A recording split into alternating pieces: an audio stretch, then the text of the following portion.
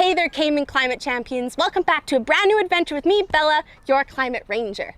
Today we are here at the Governor Gore Bird Sanctuary, surrounded by beautiful mangroves and wetland habitat, to learn all about the bird species that inhabit and use these special areas of our island. I'm ready. Are you? Let's go.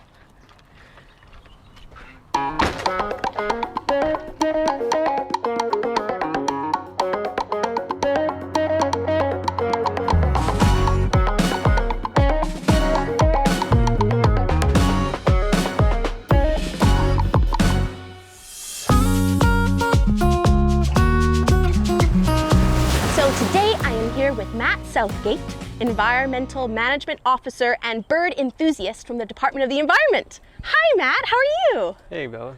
Matt, looking at these, I guess this gives it away, but what are some of the unique birds that we have here in the Cayman Islands that inhabit or use the mangrove ecosystem? Yeah, we have a ton of different birds that use the mangrove and wetland ecosystem here. So we have our resident birds that are here all year round, and they live in the wetlands. That's things like your herons, your ducks, the gallinules as well. And then we also have a lot of migrant birds that will come from elsewhere and either spend the winter in the wetlands or will just use it on their way through to wherever they're going. And they use the wetlands to find their food. So that's your things like some of the migratory warblers will use the wetlands, kingfishers as well. And they'll use it to find food like insects or fish. So what are some of the ducks, or the most common duck that we find here in the Cayman Islands? I think that would have to be the West Indian whistling duck. So for those, you are looking for a larger duck. They are brown with whitish speckles on the side, and they have chunky legs with webbed feet.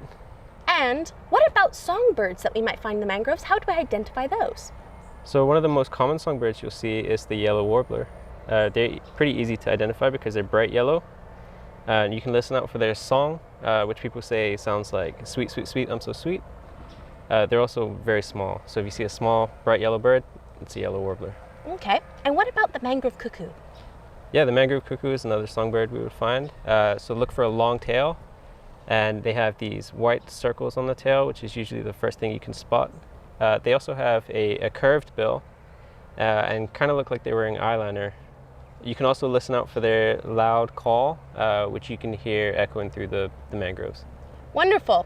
And we have different kinds of herons here in the Cayman Islands. So what's special about them, and how would we be able to identify those? Yeah, we have a ton of different species of herons here, and they range in size from the smallest one, which is the least bitten, up to the largest, which is the great blue heron. In common between them, they all have long legs with feet that they can spread, and they all have long pointy bills, which they use to catch prey, and long necks as well, which helps them to hunt. And what about one of those out-of-the-box species that kind of don't fit in anywhere, something called the gallinule? How might we be able to? Yeah, the gallinules are medium-sized, almost chicken-like birds. They're black in color, but they have a bright red bill with a yellow tip, which is often the first thing you'll see. They also have really long toes, which they can spread, and green or yellowish legs. Cool. And what about some of the seabirds that we see using the mangrove environment? So for instance, the least tern. How could we spot that? Yeah, the least tern is our smallest seabird that we would get here. They're a white bird with a black crest and a yellow bill. And as I mentioned before, they're small. And you can often hear them calling, or you'll see them smacking into the water to catch prey. And what about our famous Cayman red boobies? Yeah, the red-footed boobies are seabirds as well, but they do use the wetland habitat to breed and roost. You can tell those, so as in the name, they have red feet, but there's a light and dark morph. The light morph is pretty much mostly white. The dark morph is more brown, and but they have a blue or pinkish bill. Oh my goodness, so now everybody will be able to identify these bird species next time they go to the mangroves and wetlands. Thank you so much for that. So let's walk down here a little bit more and talk about how some of these key characteristics help these bird species adapt to this mangrove environment. Yeah? Yeah, let's go. So tell us a bit about these adaptations. Yeah, I'm going to talk about a few main ones. So first of all is the feet. So a lot of these wetland birds will have webbed feet to help them swim, or you might find that they have kind of long feet that they can spread, which helps them walk across the mud without sinking in and getting stuck. Another one that's pretty in common to all wetland birds is they have waterproof feathers, which helps them fly even when wet. And then lastly, the bills or beaks that they have, they're all adapted to depending on what type of food they eat in the wetlands. So you might find that they have a filtering beak, which is used to filter the food from the water, or a probing beak. So they might have a long, kind of thin beak, which they can use to probe in the mud and pull out insects and other invertebrates. And lastly, some of them have a sharp serrated beak, which is used to catch and eat fish. Cool. So they have all these different ways that make them uniquely adapted to wetland habitats. Yeah, definitely. Right. So without a wetland habitat, they probably wouldn't really know what to do. No, they're definitely well suited and rely on this habitat. Okay, cool. Well, let's go chat a bit more and check out what we can see in the pond over here. Monitoring these bird species must be really, really, really important, right? To understand who we have here, you know, how many we have around, how they're migrating through. So what are we doing in the Cayman Islands to monitor our bird species? Yeah, it's definitely important. The Department of Environment every year runs bird surveys to estimate the population of our local species.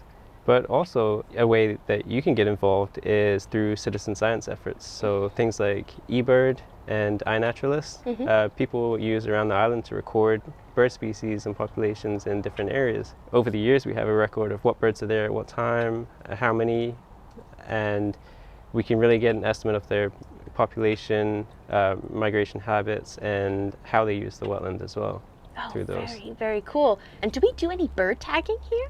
Not yet, but that's something we're looking at getting into. We know, we've learned, as we've been going through our different field courses, that climate change will have an impact on mangroves. And so if climate change is impacting mangroves, how could that then impact bird species that use it? The way climate change can affect the mangroves, there's a number of different ways actually.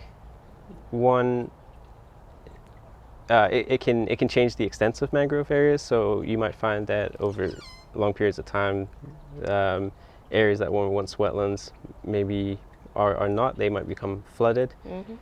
Other areas, it might actually increase the extent of mangroves, or might allow the extent of mangroves to increase with sea level rise. So what it will do is change the locations in which these wetland birds can nest as well.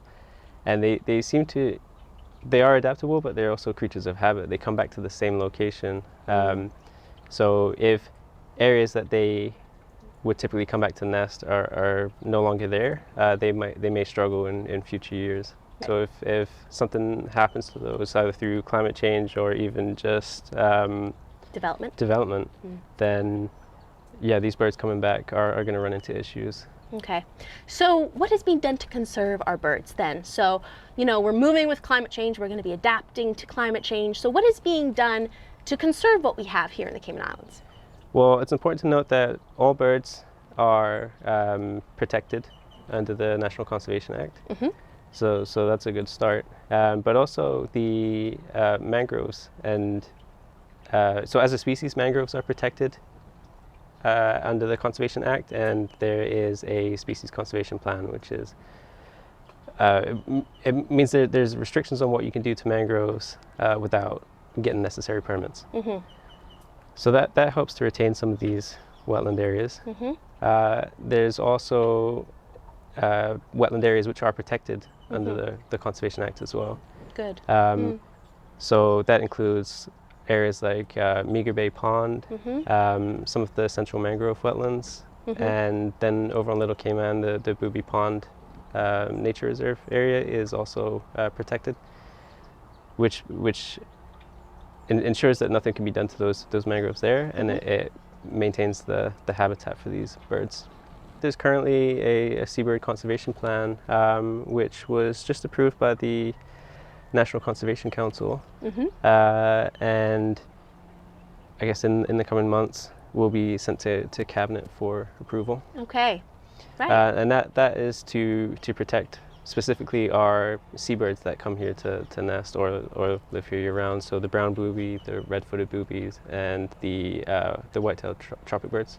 Okay, so there's lots being done here to protect. Definitely. Yeah.